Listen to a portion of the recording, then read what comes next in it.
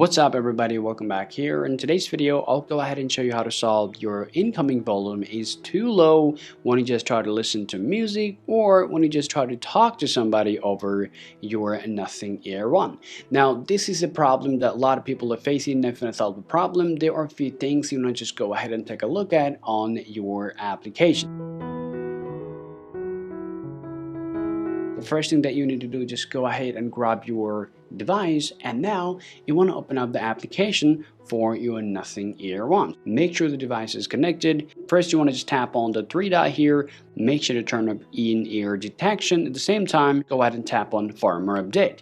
Now if you see there's no software update for your nothing ear one, the next thing that you got to do, you got to do a little workaround for the sound itself. So once your device is connected here, all you want to do is just go ahead and open up your settings on your device. I'm going to scroll down here, and now you want to just tap on sounds and haptics. Now once you come over here, make sure you're actually turning on your ringtone and alert volume all the way to high. At the same time, press and hold the volume up button just to see whether your volume is all the way to high or not. Now once you've just done doing this process here, just go ahead and check whether your problem is solved or not. So if this is still it's giving you the low sound or volume, the next process that you want to follow, you want to open up your settings one more time. This time around, you want to scroll down to accessibility, scroll down to your audio and visual, and now you want to scroll down again and make sure to check your balance. Now if your balance are not properly adjusted, then you can have a low volume from your nothing ear. So you can just put it in the middle, your problem will be solved,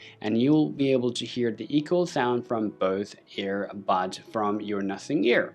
Now let's say you've done doing all the process, but still you have a problem with the nothing ear. Then lastly, all you want to do guys, you want to just press and hold the power button just like that, and you want to just keep it holding unless you see the color changes with the red color and start blinking.